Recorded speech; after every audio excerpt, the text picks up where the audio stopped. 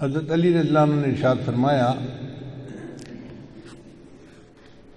کہ نبی سامنے ارشاد فرمایا اطیب الریح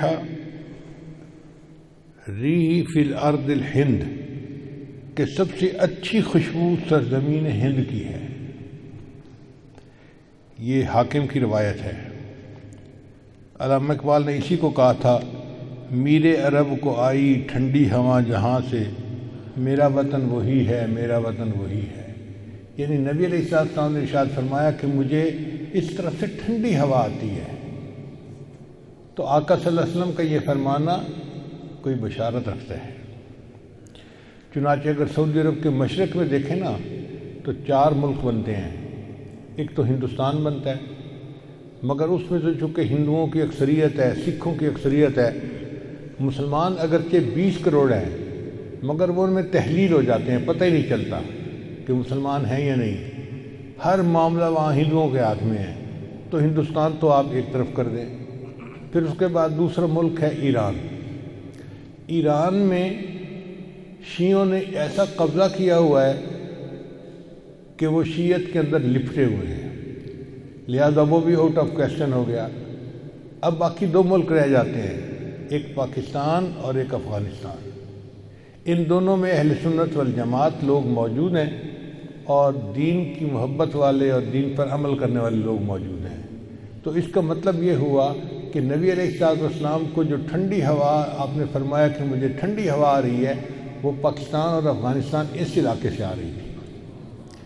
ویسے بھی اگر آپ تاریخ کا مطالعہ کریں نا تو 2 پہاڑوں کا سلسلہ ہے، ایک ہے کوہ ہمالیہ اور ایک ہے کوہ ہندو کش۔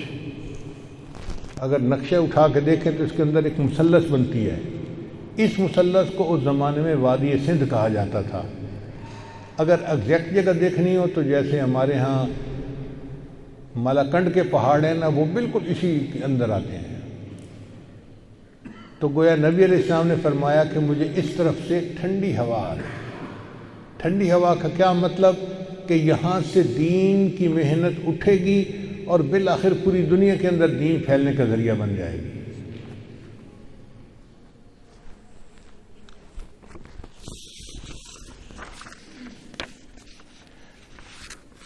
چنانچہ امام ربانی حضرت مجدد ثانی رحمۃ اللہ علیہ اسی علاقے میں تھے۔ دارالعلوم دیوبند جیسی دینی درسگاہیں اسی علاقے میں، حضرت شیخ الہند رحمۃ اللہ جیسی شخصیت اسی علاقے میں، اسی علاقے میں تحریک خلافت اٹھی اور اسی علاقے میں تحریک ریشمی رومال بھی اٹھی۔ چنانچہ ابن ماجہ کی روایت ہے، نبی صاحب نے ارشاد فرمایا یخرج ناس من المشرق فیوطئون للمہدی، کہ مشرق سے لوگ نکلیں گے جو امام مہدی کی راہ کو ہموار کریں گے۔ اب سعودی عرب کے مشرق میں تو ہمارا ملک بنتا ہے۔ اس کا مطلب یہ کہ جس کو ہم وادی سندھ کہتے تھے نا پرانا، وہاں سے لوگ اٹھیں گے۔ یہ پاکستان اور افغانستان کے درمیان کا ایک علاقہ بنتا ہے۔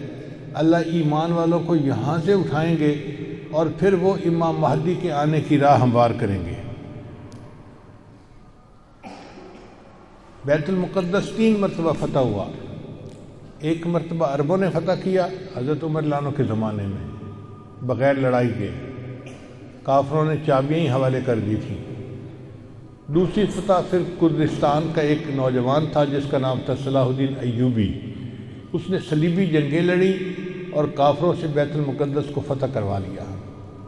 اب تیسری مرتبہ وہ پھر فتح ہوگا اور ہمارا یہ گمان ہے کہ اللہ تعالیٰ یہ اعزاز پاکستان کے لوگوں کو عطا فرمائیں گے انشاءاللہ۔